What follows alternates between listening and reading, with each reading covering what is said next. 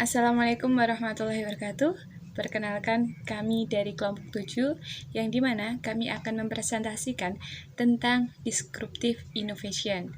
Untuk sebelumnya, yang terhormat Bapak Subri Hantosa Sugiyarto MH sebagai dosen pengampu Hukum Perlindungan Konsumen. Untuk yang pertama, perkenalkan, saya Anissa Nuriati, NIM 21401137. Langsung saja, saya akan menjelaskan bagaimana definisi dari Disruptive Innovation.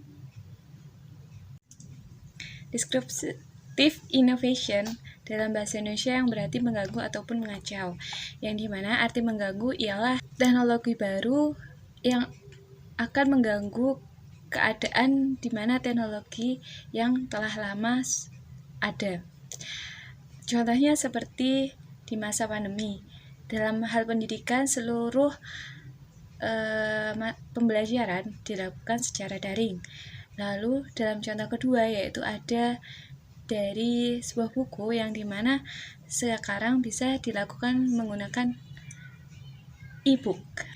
Ada salah satu pendapat dari Edi Sunadi Hamid yang dimana menjelaskan bahwa fenomena ini atau fenomena yang ada seperti disruptive innovation merupakan keadaan yang dimana tidak mungkin tidak ada sebab. Seperti sebab yang pertama yaitu yang disebutkan bahwasanya yang pertama yaitu perkembangan teknologi, yang dimana dari perkembangan teknologi tersebut sangat berpengaruh besar terhadap arah perubahan dan inovasi. Yang kedua yaitu ada kebutuhan yang tinggi, yang dimana kebutuhan yang tinggi ini akan efisien dan efektivitas menyebabkan produsen perlu melakukan inovasi yang memadai. Selain menciptakan produk baru, disruptive inovatif juga membuat konsumen mendapatkan layanan yang lebih efektif dan efisien. Dari berbagai inovasi membuat konsumen pendidikan lebih mudah dalam mengakses keperluan pendidikan. Salah satu contohnya yaitu di mana pendaftaran sekolah atau perguruan tinggi bisa dilakukan menggunakan sistem online. Baik, yang selanjutnya adalah disruptive innovation dalam kajian hukum persaingan usaha. Disruptive innovation dalam konteks hukum merujuk pada pengenalan teknologi atau konsep baru yang mengubah cara bisnis atau sistem hukum berfungsi seringkali dengan menggantikan model lama atau tradisional. Contohnya termasuk perkembangan teknologi blockchain yang memungkinkan untuk membuat kontrak pintar yang dapat dieksekusi otomatis dan teknologi cerdas buatan yang dapat membantu dalam analisis data hukum. Disruptive innovation hukum juga dapat melibatkan pengembangan baru dalam kebijakan publik atau legislatif, seperti pengenalan undang-undang tentang privasi data untuk mengatasi perkembangan teknologi digital. Taksi online antara lain adalah salah satu inovasi yang tergolong sebagai disruptive innovation. Persaingan antara taksi online dengan taksi konvensional tidak terelakkan lagi. Walaupun dari segi bisnis, pola kerjanya mereka berbeda.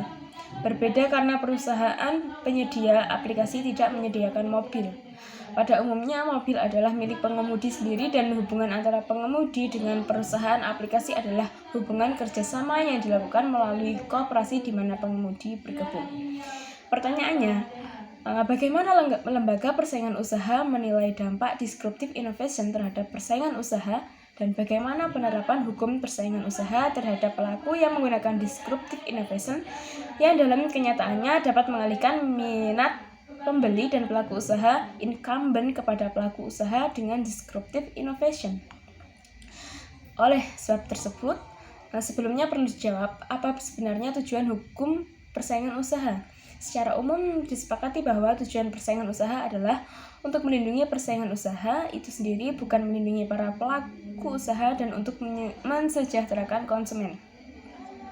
Sedangkan tujuan Undang-Undang Nomor 5 Tahun 1999 tentang larangan praktek monopoli dan persaingan usaha tidak sehat adalah untuk meningkatkan kesejahteraan masyarakat atau konsumen, mewujudkan iklim usaha yang kondusif melalui pengaturan persaingan usaha yang sehat.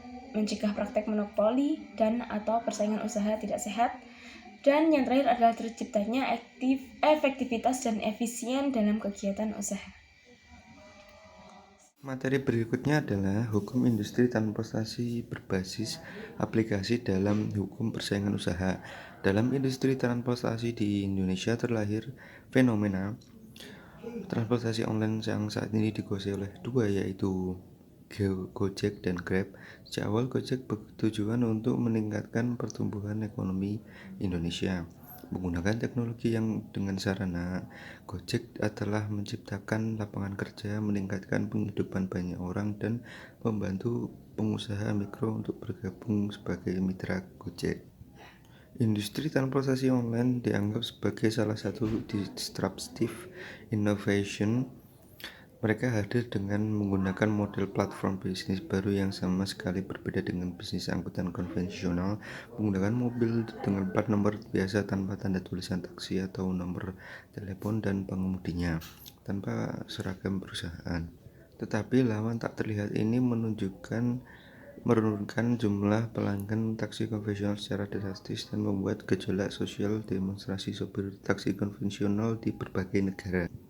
Hadirnya platform digital dalam transportasi online ini menimbulkan permasalahan. Ini munculnya gugatan yang seringkali dalam bentuk protes kekerasan dari pengemudi dan pengelola taksi reguler karena pasar mereka diambil oleh taksi online.